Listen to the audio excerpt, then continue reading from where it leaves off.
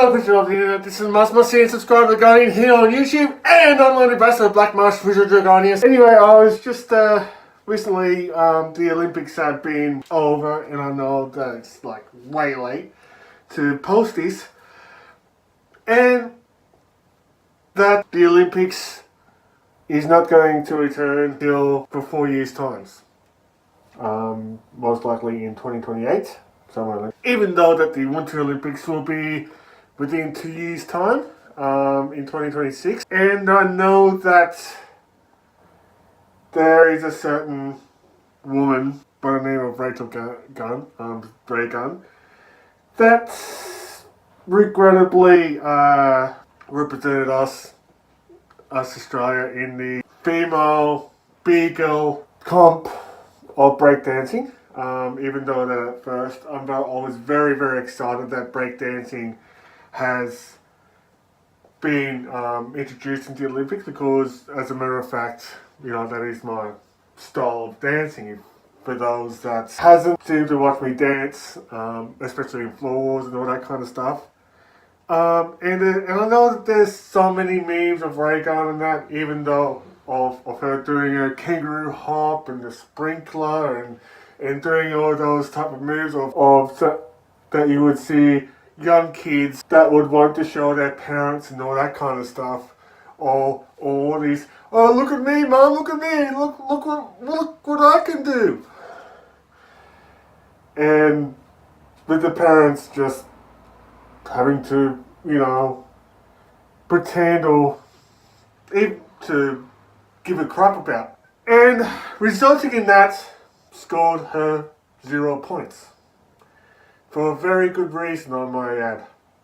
Because she had to compete against other breakdancers that is even more better than her. And to be quite frank with you, I don't think that I've seen better Australian females than her that would fit the sport pretty perfectly. So that got me thinking, and it is pretty much in my head at the time. But watching Ray Gunn's performance, and mind you, that she is, outside the Olympics, a university professor that teaches cultural studies, most likely dance within culture and history and all that kind of stuff. You know, she ought to be a smart lady just to teach at unis and all that kind of stuff. And there's some stipulations of people saying, well, why is she in the Olympics and not, you know, it just beats me. It just, the gods know. So, I wanted to do this, but that gets me closer, and I think that because of that, breakdancing will not be an event in the 2028 games, but hopefully, fingers crossed, that it will be at the 2032 games in Brisbane again. Fingers crossed.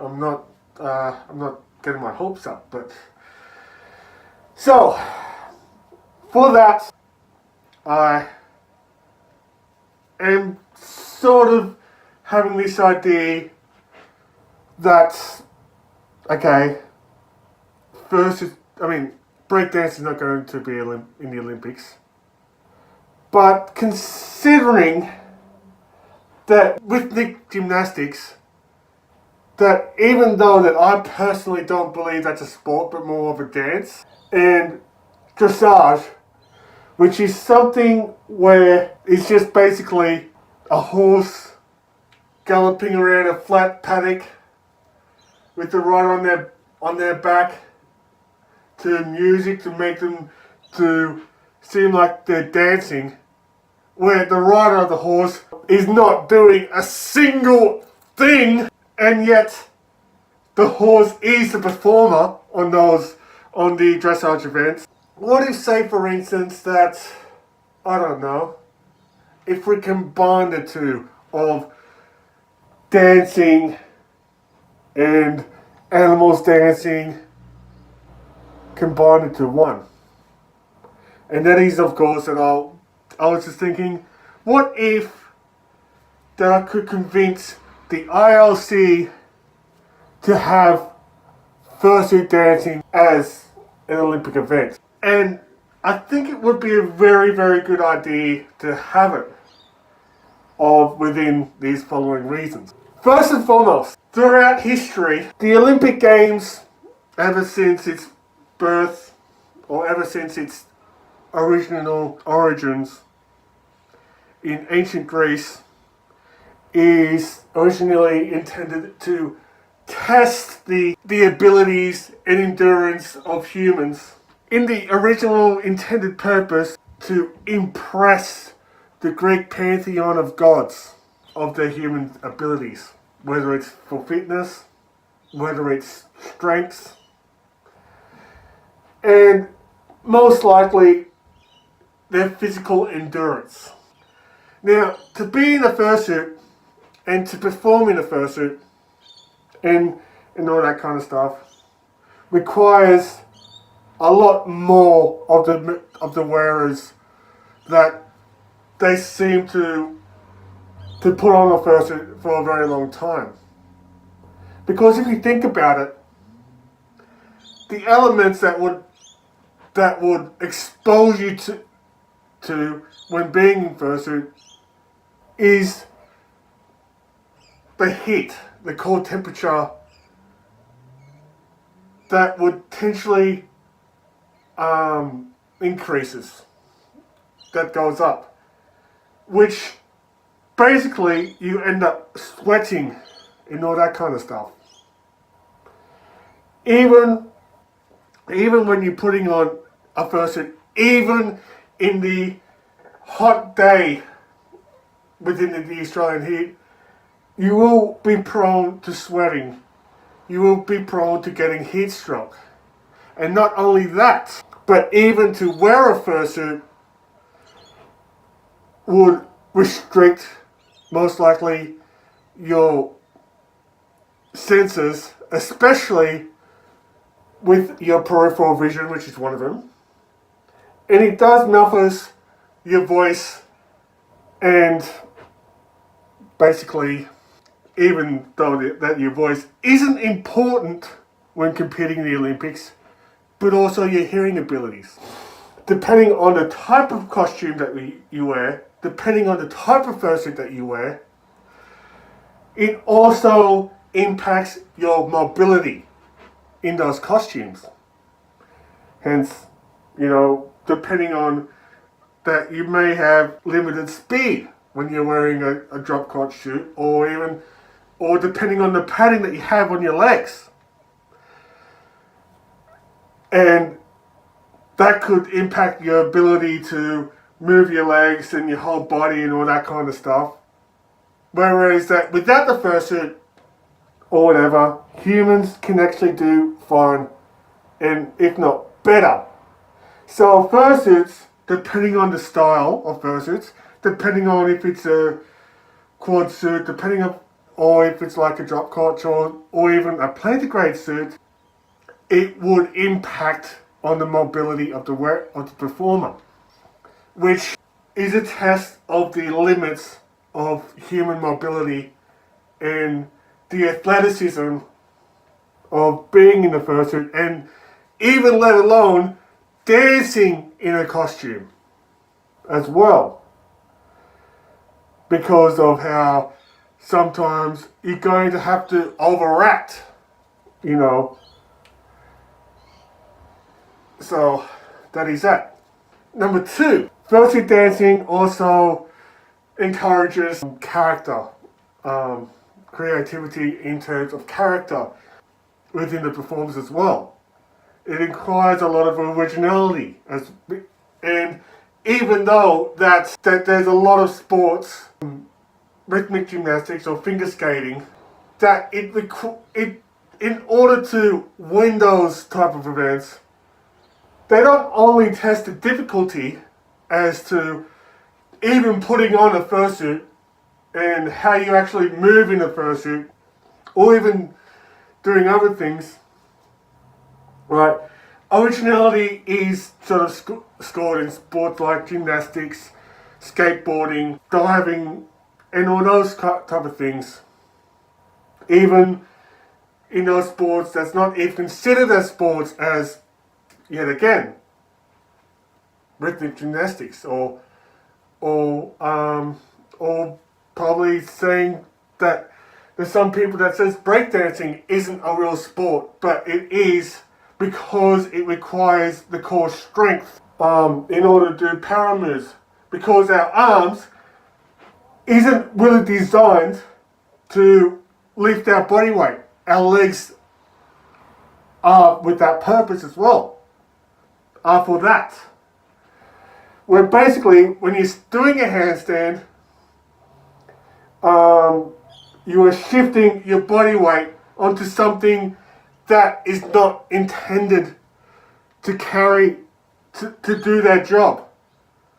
Okay, so that is another reason why fursuit dancing is that, because even though that humans are not originally intended to put on like different layers of clothing that would potentially, or moving carpet. But back to the originality is that, well, fursuit dancing and perhaps performing as a non-human character encourages character performances even more, right? So, say for instance, I reckon that Raygun would be more at home performing in suit as a kangaroo because of her kangaroo hop. Fursuit performing is, to me, encourages that, you know, especially when you're barking like a dog because you are a dog. Whether that you know, if you're a kangaroo, you know, you're more than welcome to hop around like a kangaroo. It is encouraged to act like that. Whereas that with the kangaroo hopping as a human being at an Olympic event, that doesn't encourage that of people that is not performing in fursuit, can go off as a bit of cringe. But whereas that if someone dresses up as an animal and acts like the animal, isn't really considered as cringe, but it's encouraged.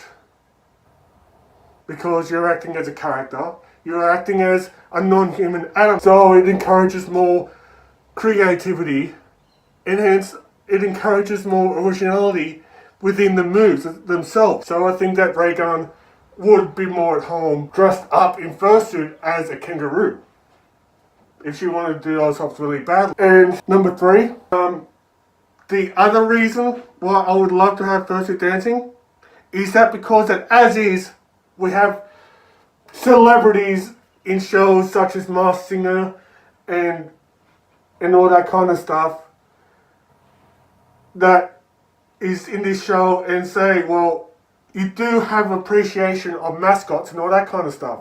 I mean, what about how with rugby league at the moment, where they have ribbon and league round, right, to say thanks to all the mums that drive their kids to their games and all that kind of stuff.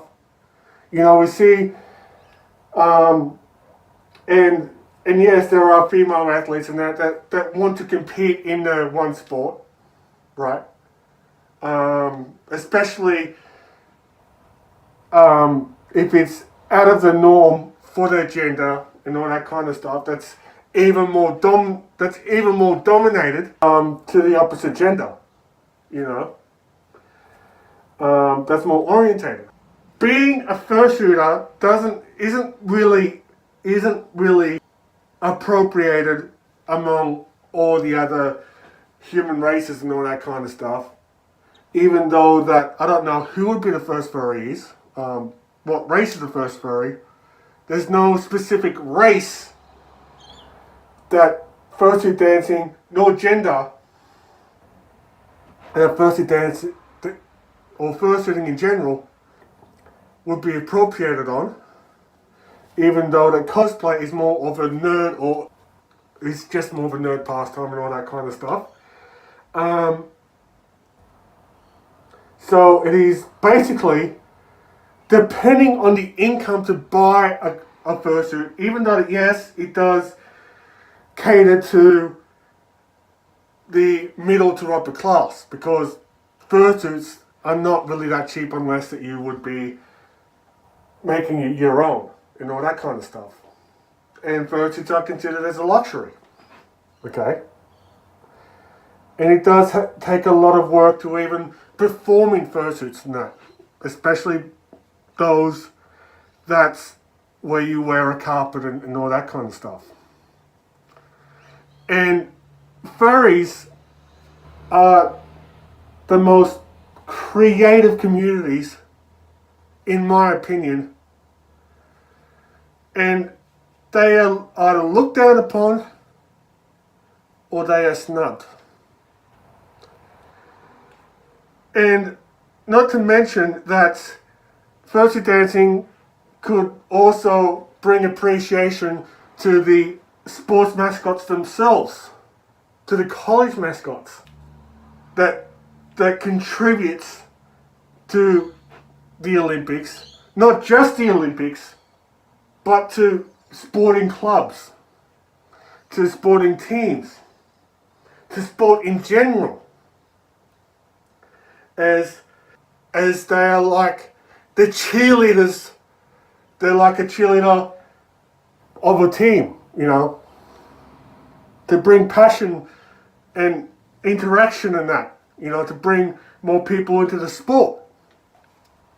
Besides fursuit dancing, right, even though that furries are more of, you know, they're looked down upon and shunned by the mainstream society, then what other word that you would call fursuit dancing? Simple. Mascotting. So instead of the Olympics calling it fursuit dancing, then they should also call it as mascotting.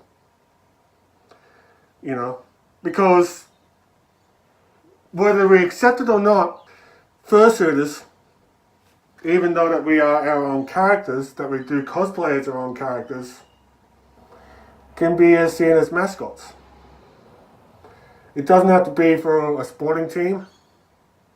You know, it could be like, you know, of an amusement park mascot of a character. Or it could be, you know, that they could be seen as college mascots. You know? In other words, it is character performance. It is character play. You know, it's a form of cosplay, you know? And even with fursuiting, or mascotting, I should say, or fursuit dancing, you know, it can easily be scored from judges. You know, probably points like play system, like what you do, like what they have with gymnastics, with breakdancing, even though that they no longer will be in the 2028 Olympics. Okay, so the judging would be straightforward. Maybe that you would have wanted to say, well, okay, how would you split the genders of each of those fursuit dance competitions? Would you have it by the gender of the performer, or would you rate it in the gender of the character? If the performer themselves is classed as a non-binary or even a trans, maybe that they could just say, for instance, would welcome more trans athletes into the Olympics, you know, but performing as an animal, or dressing up as an animal, or in a costume as an animal, I should say. Maybe that could be one quite possibility. Even though that, and I don't want to end up being mean to Rachel Gunn and all that kind of stuff, but even though that, to be most kind for her, maybe that should be welcome dressed as a kangaroo. That the dancers themselves or the competitors may want to be under their furry name or the name of the suit. You know, I could probably, for instance, even though that I started out fursuit dancing from TikTok and gone to and competed in floor wars, I myself could represent Australia not as my human name, but as Bruzo. I don't know if this video will go viral. I don't know if any members of the IRC would watch this video and all that kind of stuff and say, and even if they did, I'm not expecting them to say, hey, this Bruzo guy is convincing me to have fursuit dancing in the Olympics. Maybe we can just have that in Brisbane, you know, and just give it a go in Brisbane. But like most people, that is just an idea that would doubtfully would make it into the real thing and make it an official sport of the Olympics. But anyway, anything's possible, right? What are your thoughts on this idea of fursuit dancing to replace breakdancing or even dressage and rhythmic gymnastics, like as an Olympic sport? Maybe it could be an extra event whatsoever. What are your thoughts on that? Do you think it would be worth seeing? If you work for any Olympic committees or even Commonwealth Games, maybe what are your thoughts on having that? Of having mascotting as an Olympic event? You know? Or if you're just watching this as even just a viewer that has no affiliation with the Olympics whatsoever, like myself, what are your thoughts on this having fursuit dancing as an Olympic event and as a competitive event for medals? Also, if you do like my videos, if you do like this so far, make sure that you press the like button. And if you haven't already, and if you do like my content and all that kind of stuff, please consider pressing the subscribe button and become a subscriber of this channel. Even though that you are just even though that it is a very not so much effort from you, but it means a hell of a lot for me as a content creator. And also it would mean it probably would get the algorithm to like me. Also, the other ways to support me through my social media and ways to give me money is also on the description down below. If you wanted to friend me on PSN or meet me in Nern or whatever, or if you want to game me, look for my gamer tag of Bruzo21 as there's my gamer tag. Anyway, that's just my 2 cents on things. I don't know if I'm going to make it as an Argonian.pov episode. I don't know if I'm going to make it a whole list of things. Probably another video in general, even though it's just my original idea, you know, for this topic. So anyway, thank you so much for hearing me out and making it to the end. I love you all. You're all amazing. And as always, until next time, may these guide you all. Bye for now.